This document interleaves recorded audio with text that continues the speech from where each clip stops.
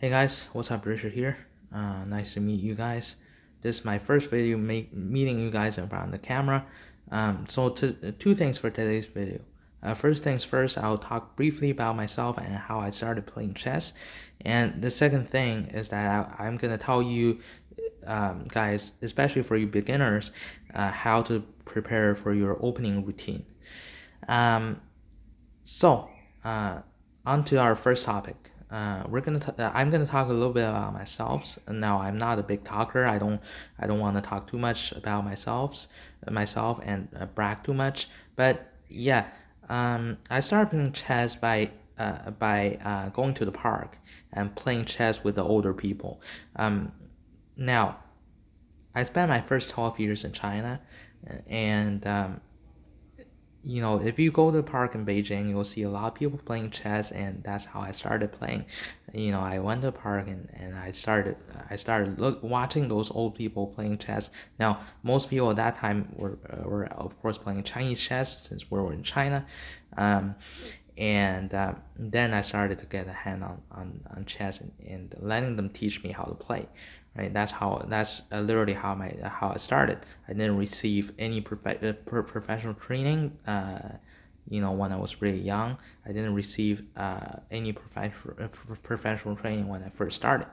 Um, but then I started taking classes and training in school. I also started participating in some competitions. But 2 years later, my mom just told me to stop. Because she told me to stop for two very important reasons. Reason one is because of course for Chinese parents, studying is always the most important things. For most parents in China, they want uh, they want their they want their kids to focus on their study and basically just get a stable job. They don't want their kids to become athletes or anything. So yeah, that's pretty much the first reason. And the second reason and the most important reason is that he sees the personality in me, and he doesn't, and she doesn't think that my personality is suitable for to become a professional chess player, because I have this really irritable temper. My temper can get really unstable. If you guys know me well enough, you guys are gonna know that I get mad pretty easily, right? So that temper is, of course, not suitable for playing chess professionally. I remember when I was playing a tournament when I was really young, I used to start. I just started throwing chess pieces at the opponent, and yeah, so I can get really violent. They even banned me. Uh, they banned me from competing for like 2 years or something like that. So you can see, I don't think I have the right mindset or the right personality to become a professional chess player. So of course, for those two reasons, I quit. But I was still playing chess and as an amateur, and I was playing chess as a hobby. Now, enough about myself. So that's basically how I started playing chess. And on to our next topic. So, when you guys are first starting to play chess, because a lot of people have been asking me this. They're like, well, first they were like, Richard, please teach me how to play that. Especially, they want to learn how to play Western chess. Um, they're like, Richard, please teach me how to play chess. I think because I think chess is pretty cool. I was like, okay. So I started teaching them. I started teaching them the rules, and they're like, okay, oh, this is so hard to get through. I know how to play Chinese chess, but it's not this complicated. But um, I'll, I'm gonna tell you that's all nonsense because it's not complicated. Um, chess chess games around the world are pretty similar. Even, I play a lot of chess games. I play Chinese chess. I play Western chess. I even play the Japanese shogi. I'm gonna tell you they're all pretty similar. I even play the Thai chess. They're only they're only those several pieces, those particular pieces. So in pretty much in each and every variety of chess games, you're gonna have your pawns, you're gonna have your knight, you're gonna have your bishop, you're gonna have your rook, right? Those are all the most important pieces. Now, if you're playing some Asian varieties, like uh, if you're playing Japanese shogi, they have their lands. If you're playing Chinese chess, they have their cannons. Okay, they have maybe they have one or two different pieces, but um, their nature should be pretty similar, and their rules should be pretty similar too. Once you learn one of them, it shouldn't be that hard to get through to get your hands on a variety of chess game. So first things first, you should learn how the pieces move.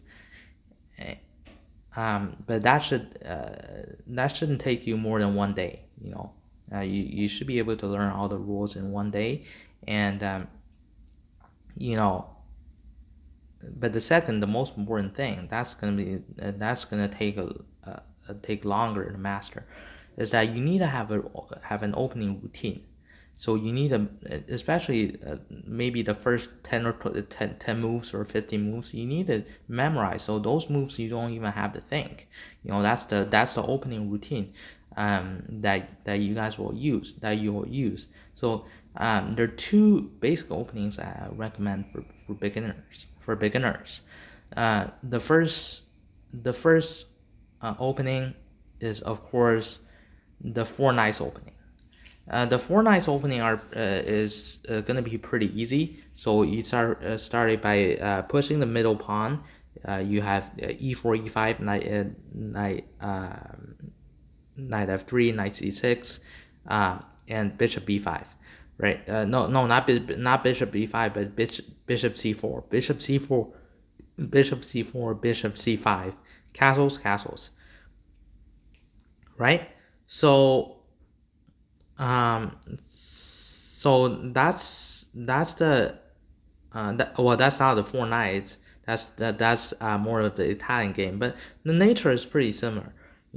So the four knight, you basically play e4, e5, knight c3, knight f6, and knight f3, knight c6, and bishop c4, bishop c5, castles. So I'm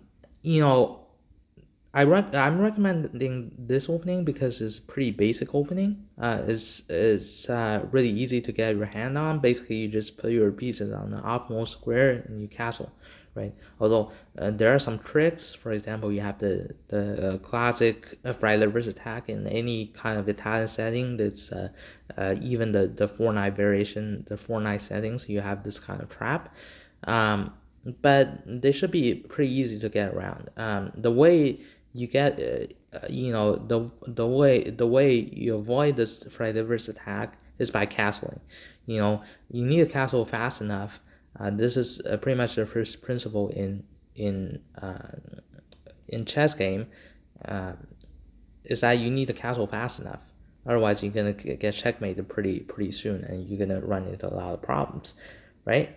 So yeah, that's the four knights opening, and the second opening I'm gonna be talking about is the riddle bits. The riddle bit starts with e4, e5, knight f3, knight c6, and bishop b5, right? And in this position, black has several options of how to play this. Black can play knight c3, which is called a Berlin, and this is my favorite opening. This is my favorite opening set. And then white is gonna play for white. I personally I recommend d3.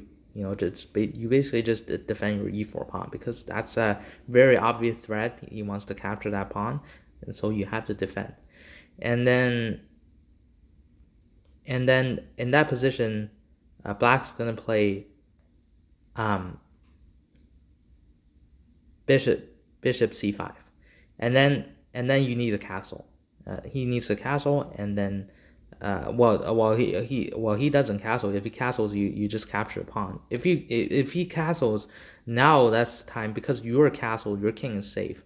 You don't have to worry about any traps. You just capture a pawn. Now, black definitely needs to play d4 to defend his e5 pawn right now, and then white is gonna castle, black's gonna castle, and then we're gonna have a pretty equal game. This is a Berlin anti-Berlin, um, setting, opening setting. It should be pretty straightforward. Those moves are you should memorize those moves when you get to a certain level. You need to memorize all those moves. So for these opening moves, I've been talking about some 10 moves or 15 moves. You shouldn't even have to think about what moves you have to play because those opening moves, they're pretty much just set. So those should come out pretty easily. So once you memorize that, it's gonna be a lot easier to play because especially for the first 10 or 50 moves, you don't even have to think. You just play. You can pretty much play it even in your sleep. And then there's some tactics. The most important thing is you need to see when you're playing chess. You need to see which pieces are hanging and what potential tactics is he threatening, because each move is going to have a purpose, right? You cannot, especially I see a lot of girls when they're playing, they just don't see that their pieces are hanging, right? You need to visualize that, especially if there is a direct threat. You need to visualize that. I don't know how to train this, but probably you just need to play more. You play more, and then you might fall for some traps, and then you start to remember. And then when the opponents are using the same tricks over and over again, they're not gonna fool you anymore. So yeah, that's pretty much it. That's pretty much some advice, some of my advice of how you should be playing chess when you first started. And I also talk a little bit about myself. Yeah, so that's gonna conclude today's video. If you guys like my video, please like, share, and subscribe. Thanks again for watching. I'll see you in the next video. Peace.